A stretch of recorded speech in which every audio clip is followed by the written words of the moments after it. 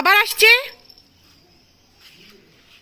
এই তোর যাইতে বসছি না, আর আসবি না, গো যা। তোমার আমি বাইরে আসতে বসি, যাও ঘরে যাও, তাড়াতাড়ি তাড়াতাড়ি ঘরে যাও। আবার আবার বেরোইলে তোমার খবর আছে।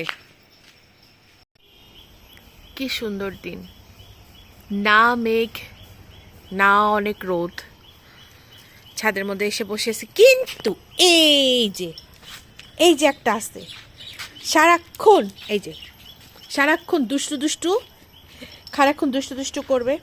তবে হ্যাঁ, একটা দিক দিয়ে ভালো, ও আসলে কি বলবো, অন্যান্য কুকুরের মতো এরকম, মানে জানি না কে কীভাবে ট্রেন করে, কিন্তু আসলে ও এরকম না, মানে অভদ্র না, বেয়াদব না, অযথা বাইট করে না কাউরে, বার্গিং করে না। এবং ও ছোট হইলে কি হবে, লক্ষ্মীর হাড্ডি। আসো লক্ষ্মী, এই লক্ষ্মী হাড্ডি, আমার লক্ষ্মীর হাড্ডি।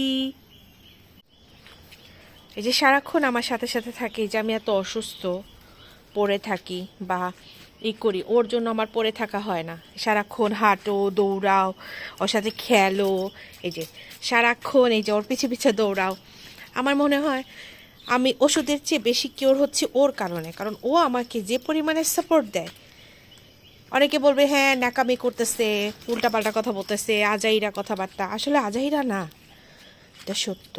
মানুষের জীবনে মানুষ ছাড়াও অন্য কিছুরও দরকার আছে।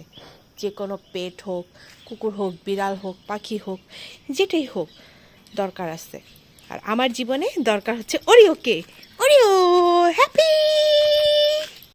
আমার হাজবেন্ডও সেদিন বলতেছিল, অরিও তোমাকে অর্ধেক কিওর করে ফেলতেছে। ও যেভাবে তোমার সব সময় অ্যাটেনশন দিয়ে রাখে, যেভাবে তোমার আশেপাশে সারাক্ষণ ঘুর ঘুর করে, মানে অকল্পনীয়।